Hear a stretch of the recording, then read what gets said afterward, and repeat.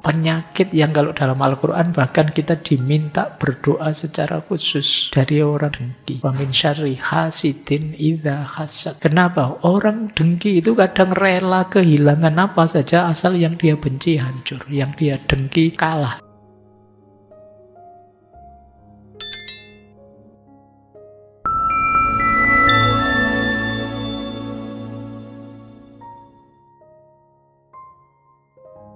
Assalamualaikum warahmatullahi wabarakatuh. Bismillah, mari kita lanjut lagi ya ngaji kita. Baik, lanjut. Pikirkan baik-baik urusanmu dan bangunlah dari tidurmu, karena kamu akan diminta pertanggungjawaban atas umurmu. Ini kalau diringkes pakai bahasamu hari ini, jangan rebahan saja. Yo, pulang-pulang dari kampus langsung geledak. Wah, mulai asar sampai isya sudah. Baik, hati-hati. Setiap detik umur kita akan diminta pertanggungjawabannya. Maka bangun dari tidurmu. Sadari tugasmu apa. Itu makanya pikirkan baik-baik urusanmu. Jadi di antara jalan kita untuk dekat pada Allah adalah kita jalankan amanat Allah dalam hidup kita sesuai posisi kita sebaik-baiknya. Jadi ada pandangan untuk dekat pada Allah itu bisa jalan. Kalau ini dari Syekh Ibnu Athaillah As-Sakandari, bisa lewat jalan tajrid, bisa lewat jalan asbab. Jadi dua-duanya memang ketetapannya Allah. Ada orang yang seperti para sufi, ditakdir Allah untuk mempersembahkan hidupnya sepenuhnya untuk Allah lewat jalan spiritual. Ada yang seperti kita, yang masih punya amanat ini, amanat itu, tugas ini, tugas itu dalam hidup. Dan dua-duanya adalah jalur untuk dekat pada Allah. Misalnya teman-teman jadi mahasiswa, jadilah mahasiswa yang baik dengan nawaitu lillahi ta'ala. Menjalankan amanatnya Allah untuk belajar jadi manusia baik yang berguna. Itu jalan kita untuk dekat pada Allah. Mungkin ada yang jadi petani, lakukan pertanian sebaik-baiknya, semaksimal yang kita mampu. Nawaitunya juga memenuhi amanat tanggung jawab dari Allah. Maka pertanian jadi jalan spiritual. Kemahasiswaan bisa jadi jalan spiritual. Kemarin kita pakai istilah transendensi. Maka pikirkan urusanmu, jangan tidur saja. Perhatikan waktumu untuk memenuhi tanggung jawabmu. Itulah di antara jalanmu untuk lebih dekat pada Allah. Itulah di antara yang bisa menghadirkan ridhonya Allah pada kita. Jadi orang tua, jadilah orang tua yang terbaik. Jadi anak, jadilah anak yang terbaik. Jadi saudara, jadilah saudara yang terbaik. Itulah bagian dari jalan spiritual kita. Ini makna dari nasihatnya Syekh Haris Al-Muhasibi ini. Jadi perjalanan menuju Allah ya jangan dibayangkan hanya di masjid, kemudian wiritan, kemudian tidak hanya itu. Bahkan ada zaman Nabi sahabat yang ditegur. Jadi satu ketika Rasulullah melihat ada sahabat, ada yang perempuan itu yang istrinya di rumah itu kok kacau, awut-awutan, tidak pernah dandan. Waktu ditanya, kenapa engkau kok sekacau itu, seruwet itu? Kata dia, ngapain Rasulullah, saya bersih-bersih diri, dandan-dandan, wong suami saya di masjid, terus wiritan, terus Rasulullah tanya, lah kamu sehari-hari penghidupanmu dari mana? Oh ada kakak kami, saudara kami yang menanggung kebutuhan dia tiap hari ya gitu di masjid terus. Terus komentarnya Rasulullah apa? Kakakmu lebih baik daripada saudaramu. Jadi padahal yang kakaknya mungkin tidak serius itu ibadahnya, tidak setekun itu. Tapi oleh Rasulullah lebih baik. Kenapa? Memenuhi tanggung jawab. Sesuai amanat hidupnya. Nah, sementara sahabat yang di masjid terus tadi lupa dia punya istri, punya keluarga yang harus dihidupi. Baik, kita lanjutkan. Ya, jadikan sifat santun sebagai rekan, sifat waspada sebagai kawan, keselamatan sebagai gua persembunyian, waktu luang sebagai harta rampasan perang, dunia sebagai kendaraan, dan akhirat sebagai kediaman. Yang pertama, jadikan sikap santun sebagai rekan. Maksudnya, ayo kita jadi orang yang murah hati, kita jadi orang yang santun, menghargai orang lain, memuliakan orang lain. Maka kehidupan kita akan lebih nyaman. Ini pesan pertama. Hidup secara etis. Kuncinya kebahagiaan di dunia. Yang kedua, sikap waspada sebagai kawan. Sikap waspada sebagai kawan itu maksudnya ayo hati-hati. Jangan sembrono. Segala sesuatu diperhitungkan. Biar kita tidak terjebak, tertipu, terpeleset. Jadi yang pertama, sifat santun berarti kebaikan pada orang lain. Yang kedua, sikap waspada berarti kita peduli dengan diri kita juga. Jangan konyol. Itu mungkin kalau disambung, santun sih santun. Baik pada orang sih, baik pada orang lain. Tapi juga perhatikan diri kita. Jangan berlebihan. Kalau bahasa filsafatnya, jangan altruis, juga jangan egois. Jangan terlalu mikir orang lain, tapi juga jangan terlalu mendahulukan kepentingannya sendiri. Kemudian keselamatan sebagai gua persembunyian. Ini semacam kelanjutannya. Intinya apa? Nyari selamat saja. Ayo mencari yang nyaman, yang selamat. Menggunakan uang, memakai harta, dan lain sebagainya. Rumusnya yang penting selamat. Jadi persembunyian kita. Kemudian waktu luang sebagai harta rampasan perang.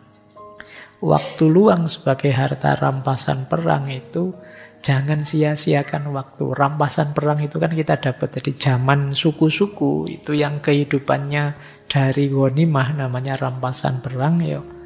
Suku itu dapat penghasilan dengan cara menaklukkan suku yang lain. Dari situ dapat rampasan perang. Terus rampasan perang ini dibagi-bagi. Sampai habis. Biasanya kalau memang dari situ saja penghasilannya, kalau sudah habis rampasan perangnya, ya nyari suku yang lain untuk diserang. Maka waktu perlakukanlah sebagai rampasan perang. Berarti manfaatkan sebaik-baiknya. Karena kalau habis kita harus nyerang suku yang lain dan itu tidak mesti menang. Berarti apa? Yang ada ini dulu kita manfaatkan. Tidak ada jaminan besok kita masih punya sisa waktu. Seperti tidak ada jaminan besok kita bisa dapat rampasan perang lagi. Nah ini, kalian sudah paham lah manfaatnya waktu, tinggal menjalankannya saja. Mungkin sering khilaf. Khilaf kok terus-terusan tiap hari. Terlanjur enak Pak, terlanjur asik Pak. Baik, terus dunia sebagai kendaraan.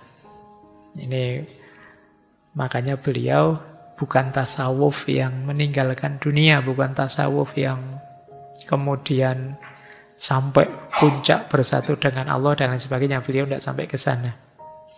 Tapi tasawuf yang membersihkan hati. Dunia tetap kita urusi sampai sukses, sampai berhasil. tapi tidak sebagai tujuan. Tujuannya tetap akhirat.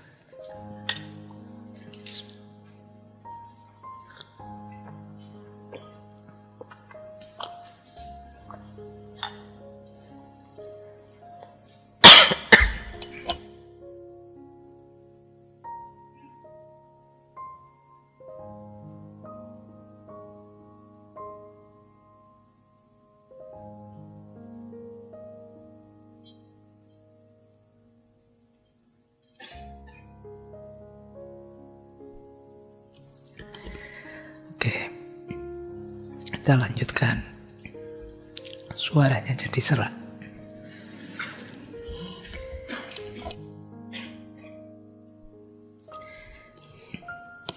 Baik. Yang terakhir, akhirat sebagai kediaman. Kediaman itu rumah.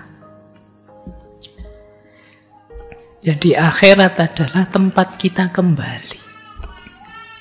Suaranya terdengar enggak di luar?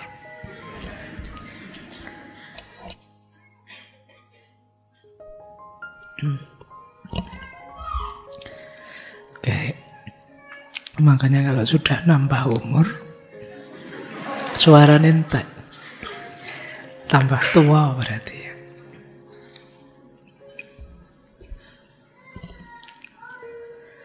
Oke, kita lanjutkan. Akhirat sebagai kediaman berarti akhirat itu rumah kita yang nanti kita pulang ke sana. Jangan terlalu asik di dunia. Kita nanti kembali ke akhirat semuanya. Mari kita cari bekal, cari oleh-oleh sebanyak mungkin untuk nanti kembali ke akhirat. Yuk, kita lanjutkan. Mendengarkan suara saja mau ikut batuk ya sampean. Nih, kita lanjutkan. Terus, ini yang harus kita waspadai dalam hidup. Waspadai yang pertama, lingkungan yang melalaikan. Yang kedua, tipu daya musuh. Yang ketiga, nyanyian hawa nafsu. Yang keempat, buasnya syahwat. Dan yang kelima, angan-angan jiwa. Ini yang sering mendistraksi kita dari akhirat tadi. Yang pertama, lingkungan yang melalaikan.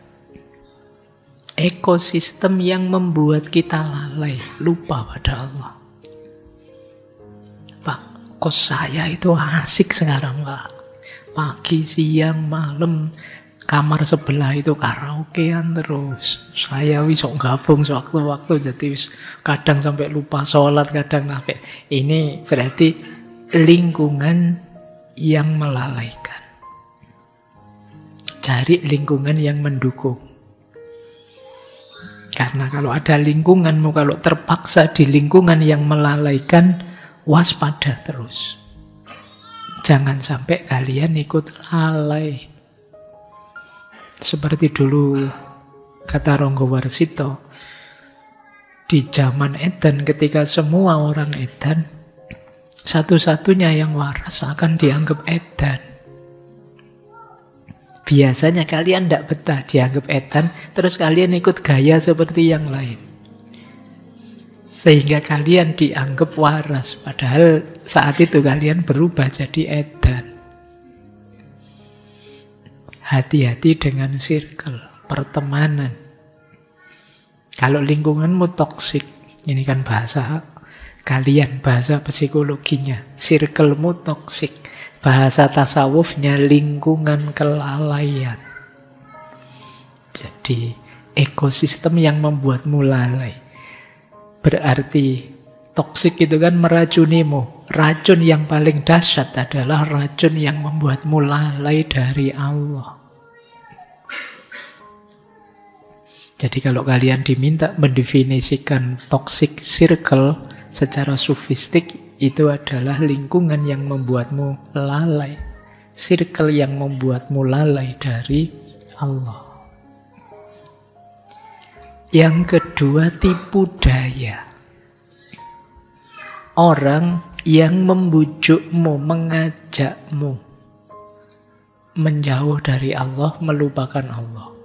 Orang seperti ini tidak mungkin disebut teman. Dia pasti musuh. Meskipun sehari-hari kalian berteman dengan dia. Kalau punya teman kok ngajaknya negatif terus, bujuknya ke arah yang negatif terus, menjauh dari Allah terus, berarti dia bukan teman. Sebenarnya dia musuhmu. Pak, berarti harus putus sahabat ini, Pak. Ya, waspada saja. Jadi, kalian adalah pribadi yang mandiri. Tetap berteman oke, tapi kalau yang urusan tipu dayanya saya tidak akan ikut. Kalau bisa begini kalian kuat. Kalau tidak bisa, minggir saja. Memang solusinya itu. Kemudian, kalau dua yang pertama dari luar, ini yang lebih berat dari dalam. Godaan nafsu. Perut ke bawah. Ini kita harus hati-hati. Ya kalian ngalamilah itulah.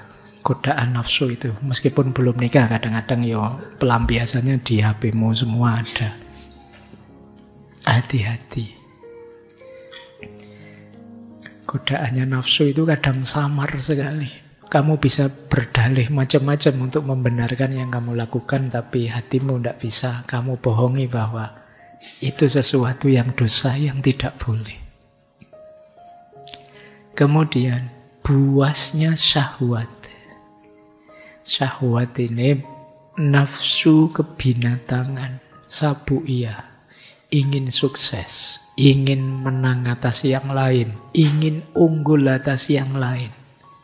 Itu kadang-kadang membuat kita lupa diri.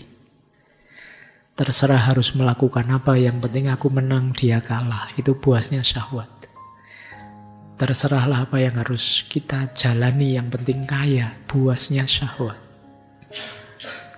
Kemudian angan-angan jiwa.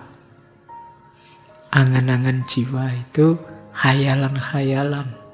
Seandainya-seandainya yang tidak ada gunanya. Kita kan sering kan berkhayal. Berkhayal yang tidak produktif. Mikir yang aneh-aneh. Ya macam-macam. Kayak kalian ngelamun. Seandainya ya saya punya kekuatan kayak Superman itu misalnya, saya bisa terbang. Terus seandainya saya punya teropong yang bisa lihat tembus tembok gitu, wah tak tontoni semua itu teman-teman.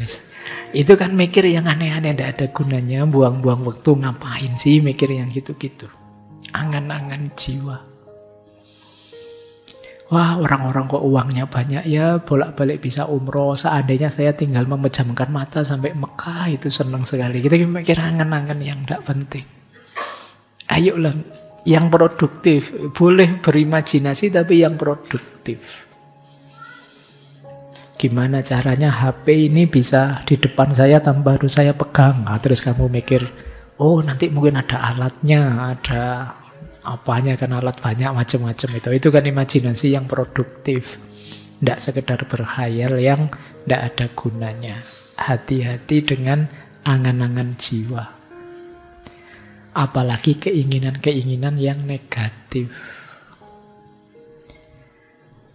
Baik, kita lanjutkan.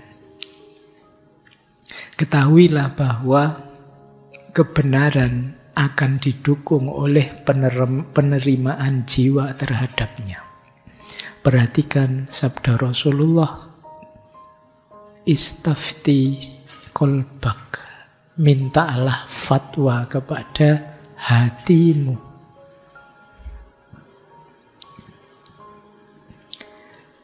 Jadi di antara jalanmu untuk sampai pada kebenaran adalah kejernihan hatimu.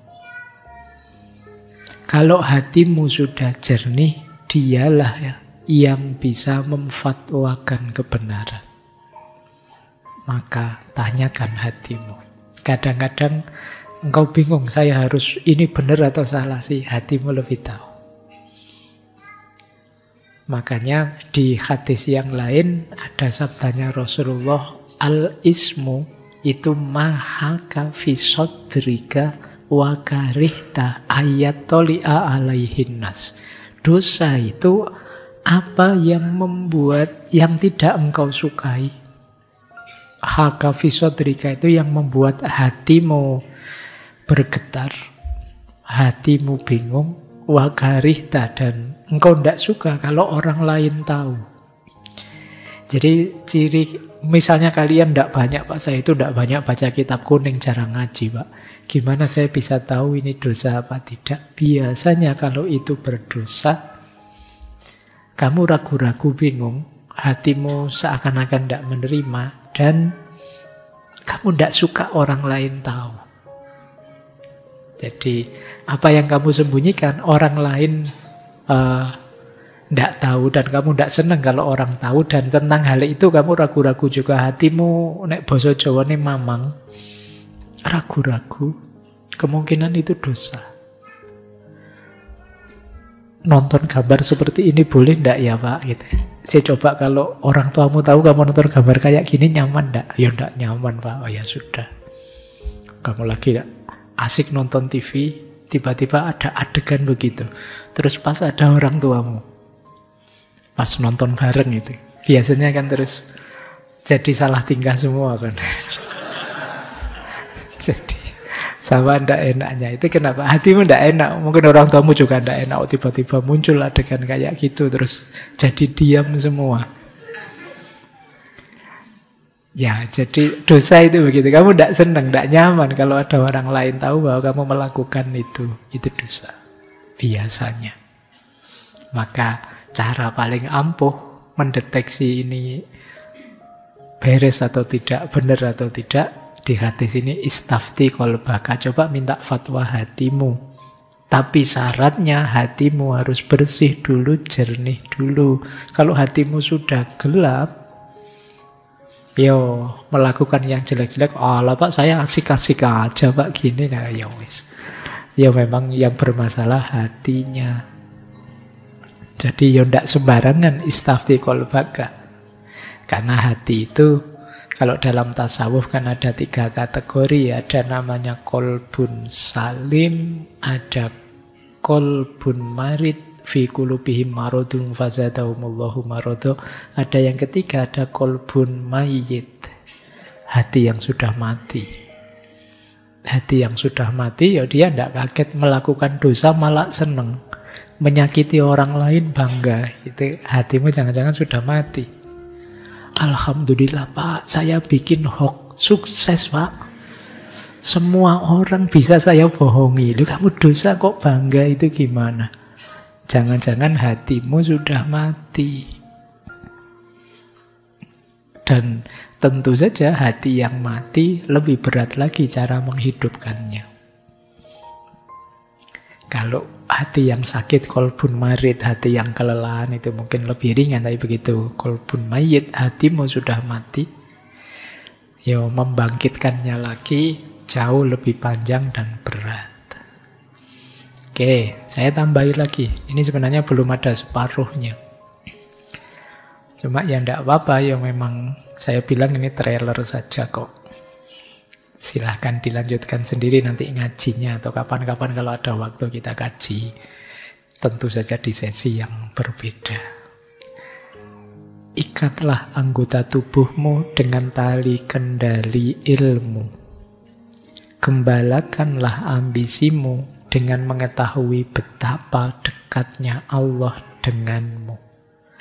Berdirilah di hadapannya layaknya seorang hamba yang memohon pertolongan.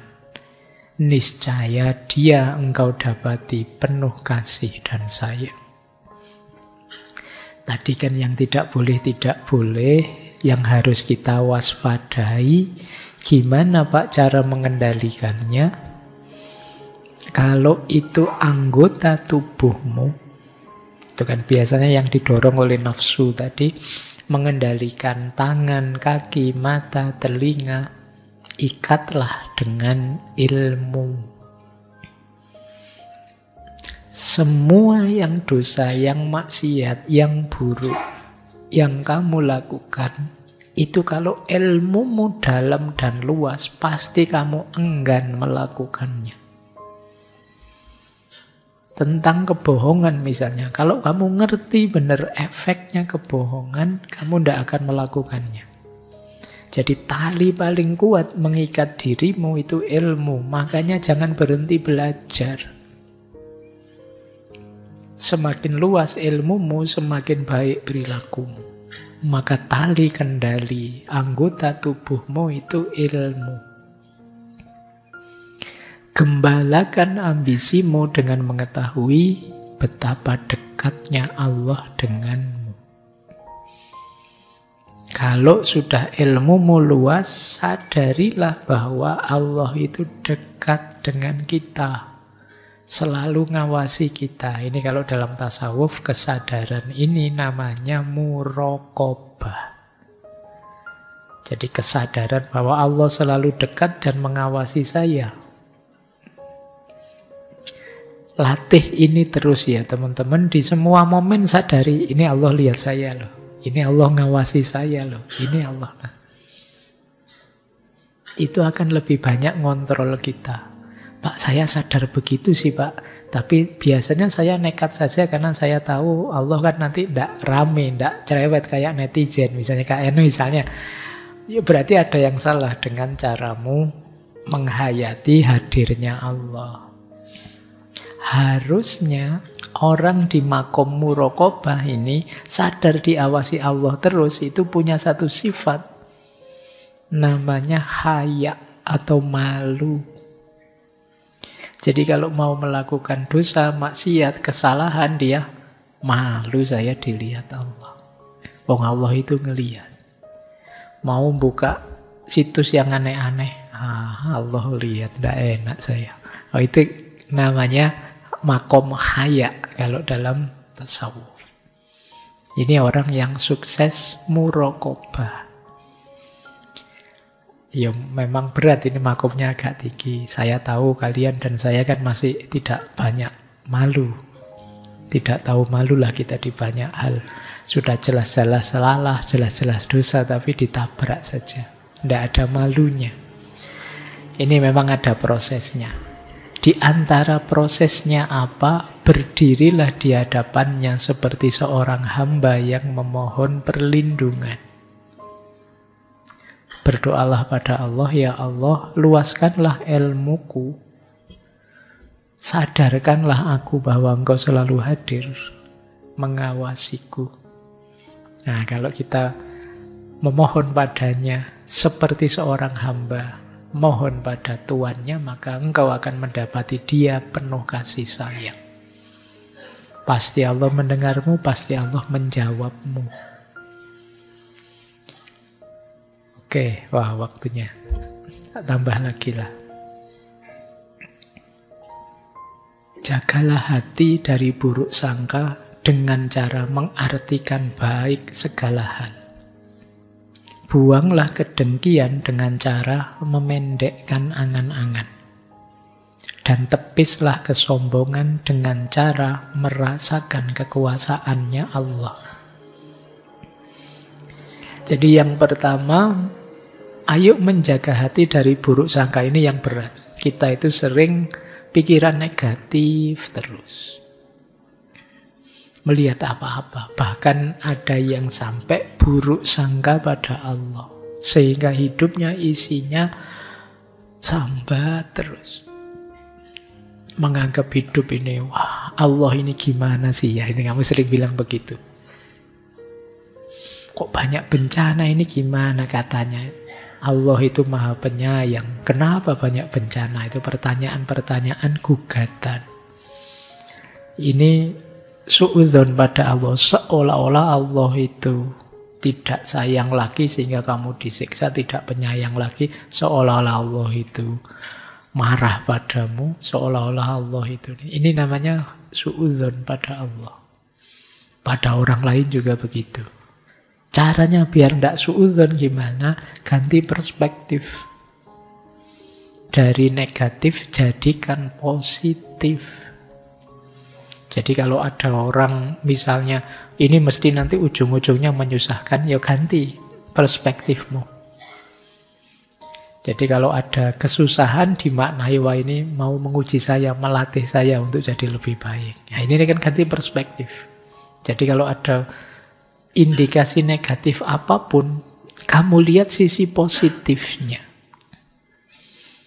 Tadi misalnya saya ada batuknya, tiba-tiba saya batuk. Itu kan kamu bisa maknai negatif. Wah, Pak Faiz ini penyakitan sekarang. Padahal bisa kamu maknai positif. Wah, alhamdulillah ada jeda sedikit biar saya mikir sejak tadi materi, terus tidak ada jedanya. Ini kan ada positifnya. Kamu ambil yang positifnya, kamu lebih santai. Kadang-kadang kita selalu ngambil sudut negatifnya.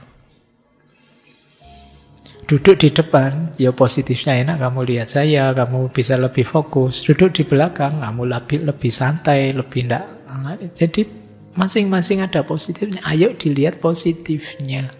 Ini mengurangi suudzon. Yang kedua, buanglah kedengkian dengan cara memendekkan angan-angan. Di antara penyakit yang paling merusak dalam diri kita itu dengki. Dengki itu ingin melihat orang lain hancur. Entah dengan cara apa. Ingin sekali melihat orang lain jatuh. Itu dengki namanya. Orang dengki itu penyakit yang kalau dalam Al-Quran bahkan kita diminta berdoa secara khusus dari orang dengki. Wa min syarri hasidin idza hasad. Kenapa? Orang dengki itu kadang rela kehilangan apa saja asal yang dia benci hancur, yang dia dengki kalah, yang dia dengki rusak. Ini namanya dengki. Dengki itu satu-satunya penyakit yang kembar dengan penyakitnya setan. Setan itu iblis itu waktu diturunkan ke bumi, karena kesalahan yang dia lakukan adalah dia tidak terima kalau Adam itu dimuliakan sedemikian rupa. Maka dia bersumpah sampai besok-besok, aku akan menyesatkan anak Adam. Jadi dia rela keluar modal banyak, keluar tenaga, keluar biaya, yang penting anak Adam tersesat.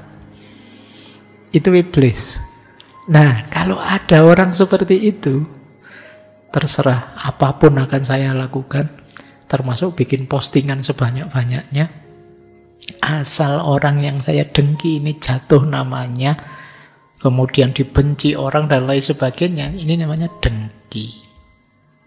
Hati-hati, kalau kata Syekh Abdul Qadir Jailani, dengki itu seperti api dalam hati yang menghanguskan pemiliknya sendiri. Dia termasuk salah satu penyusup yang masuk dalam diri kita, merusak semua kebaikan kita.